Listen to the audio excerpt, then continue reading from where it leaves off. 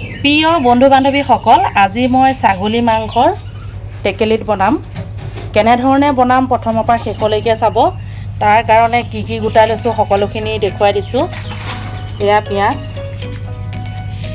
দৈ, জলকীয়া, আদা নহৰু, জিৰা, এয়া ধনিয়া পাউডাৰ, নৰসিংহ পাত, নিমখ, কাশ্মীৰী ৰেড চিলি, এইটো অলপ জ্বলা হ'বৰ বাবে, এয়া গৰম মছলা, হালধি, নহৰু দুটা লৈছোঁ। কেলে লৈছোঁ শেষতহে ক'ম।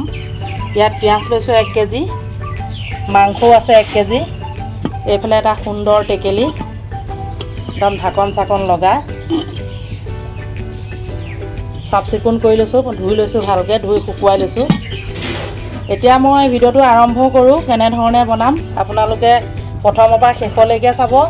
যদিহে পদ্ধতিটো ভাল পায় প্লিজ লাইক এটা কৰিব, কমেণ্ট এটা কৰিব, আৰু যিসকলে নতুনকৈ চাই আছে চেনেলটি ছাবস্ক্ৰাইব কৰি থ'ব। আহক এতিয়া মই ভিডিঅ'টো আৰম্ভ কৰোঁ। প্ৰথমতে এতিয়া মই মাংসখিনিতে মছলাখিনি যোগ কৰি আছোঁ। প্ৰথমতে এতিয়া পিঁয়াজ দিলোঁ,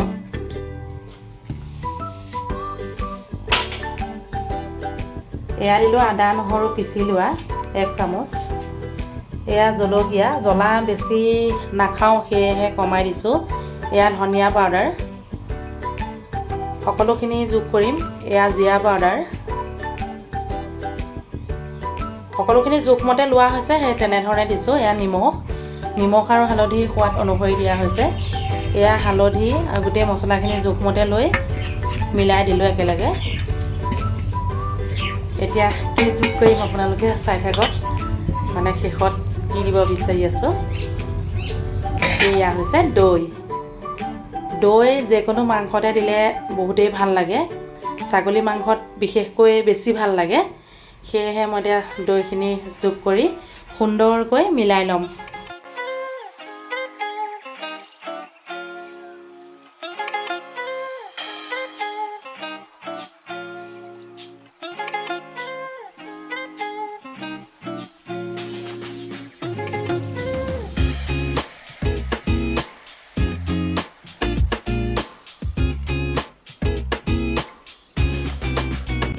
এতিয়া এটা বস্তু যোগ কৰিবলৈ লৈছোঁ। এয়া গৰম মাষ্টাৰ অইল, মানে গৰম কৰি লৈছিলোঁ।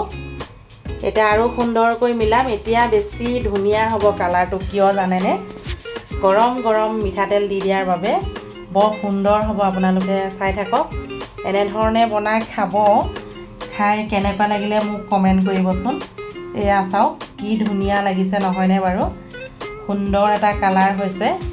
এতিয়া মই কি কৰি আছোঁ আপোনালোকে চাই থাকক। এয়া আৰু অকণমান মানে মিলাই দিছোঁ, আৰু যিমানে সুন্দৰকৈ মছলাখিনি মিলাব সিমানে খায়ো ভাল লাগিব, সেয়েহে আকৌ মিলাই দিছোঁ। এতিয়া এটা বস্তু যোগ কৰিলোঁ, এইটো নৰসিংহ পাত দুটামান দিলে তাৰ গোন্ধটো বৰ ধুনীয়া হয়, সেয়েহে দিছোঁ। এতিয়া টেকেলিটোৰ ফালে যাওঁ। এইটো টেকেলি এতিয়া মই মিঠাতেল দি সুন্দৰকৈ চাৰিওফালে লগাই দিম। তেলখিনি চাৰিওফালে লগাইহে জুইৰ ওপৰত বহাব পৰা হ'ব, নহ'লে ফাটি যাবলৈও আছে। মই আগতে কেইবাবাৰো বনাইছোঁ আৰু শ্বেয়াৰো কৰিছোঁ আপোনালোকৰ লগত। সেইকেইটা কিন্তু ছাগলী মাংস নহয়, আজি ছাগলী মাংস। এয়া চাওক, প্ৰথমতেই ধুনীয়াকৈ ধুই শুকুৱাই ল'ব লাগে। এয়া এতিয়া জুইত পাতিলোঁ, তেলখিনি গৰম হৈ গ'ল। তেলখিনি গৰম হোৱাৰ পাছত দি দিলোঁ গোটা নহৰু দুটা। এই নহৰুকেইটা কিয় দিছোঁ জানেনে বন্ধু বান্ধৱীসকল? আপোনালোকেও দি খাই চাব, বৰ সোৱাদ লগা হয়। এতিয়া মই মাংসখিনি লাহেকৈ গোটেইখিনি ইয়াতে দি দিম। তেল ইতিমধ্যে উতলিয়ে আছে। প্ৰিয় বন্ধু বান্ধৱীসকল, মই যিহেতু জুইতে সকলোখিনি বনাওঁ, আজি ছাগলী মাংস এনেধৰণে টেকেলি এটাত বনাই দেখুৱাইছোঁ আপোনালোকক। 2 ঘণ্টাৰ বাবে এনেধৰণে অঙঠাতে বহুৱাই থ'ম। টেকেলিটো সম্পূৰ্ণ দেখিছে নহয় কেনেকৈ বন্ধ কৰি দিছোঁ। এয়া ময়দা দি পেলাই চাৰিওকাষে বন্ধ কৰি দিছোঁ, আৰু এনেধৰণে অঙঠাতে 2 ঘণ্টাৰ বাবে বহুৱাই থ'ম। একো নহয়, বৰ সুন্দৰ হ'ব খাবলৈ। আপোনালোকক দেখুৱাই আছোঁ। 2 ঘণ্টাৰ পাছত আপোনালোকক দেখুৱাই আছোঁ কেনেকুৱা হৈছে। এয়া চাওক, অঙঠাতে বহুৱাই থৈছোঁ। প্ৰিয় দৰ্শক, 2 ঘণ্টাৰ পাছত মই এনেধৰণে অলপ দেৰি ঠাণ্ডা হ'বৰ কাৰণে ৰাখি দিছোঁ 10 মিনিটৰ পাছত খুলি আপোনালোকক দেখুৱাই আছোঁ মাংসখিনি দেখিবলৈ কেনেকুৱা হ'ব খাবলৈ কেনেকুৱা হ'ব সকলোখিনি জনাই আছোঁ অকণমান দেৰি ৰ'ব আপোনালোকে এতিয়া আৰম্ভ কৰিছোঁ লাহে লাহে ময়দাখিনি অঁতৰাবলৈ দিছোঁ কাৰিকৰজনক এয়া লগতে মোৰ কাৰিকৰজনে যথেষ্ট সহায় কৰি দিয়ে বাৰু এয়া লাহেকৈ লাহেকৈ ময়দাখিনি অঁতৰাই ল'ব লাগিব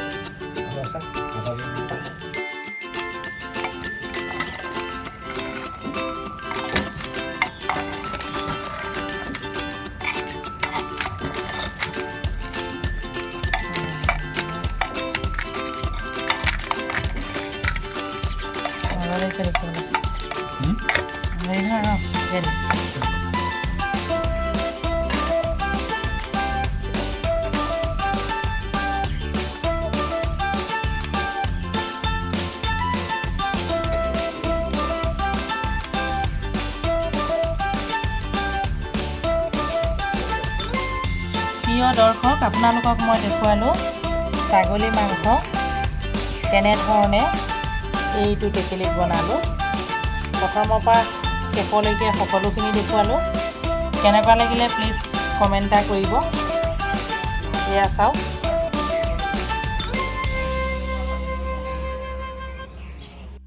প্ৰিয় বন্ধু বান্ধৱীসকল যদিহে ভিডিঅ'টো ভাল লাগিলে প্লিজ লাইক এটা কৰিব কমেণ্ট এটা কৰিব আৰু যিসকলে নতুনকৈ চাই আছে চেনেলটি ছাবস্ক্ৰাইব কৰিব লগতে ভিডিঅ'টো অকণমান শ্বেয়াৰ কৰিব আপোনালোকৰ বন্ধু বৰ্গৰ লগত আৰু সুন্দৰ সুন্দৰ ভিডিঅ' লৈ আপোনালোকৰ মাজলৈ আহি আছোঁ প্ৰতিটো ভিডিঅ'তে আপোনালোকে বহুত ছাপোৰ্ট কৰিছে সেয়েহে বহুত বহুত ধন্যবাদ সকলোকে মৰম আৰু সম্ভাষণ জনাই আজিলৈ আহিছোঁ আকৌ এটা নতুন ৰেচিপি লৈ আহি আছোঁ আপোনালোকৰ মাজলৈ বাই বাই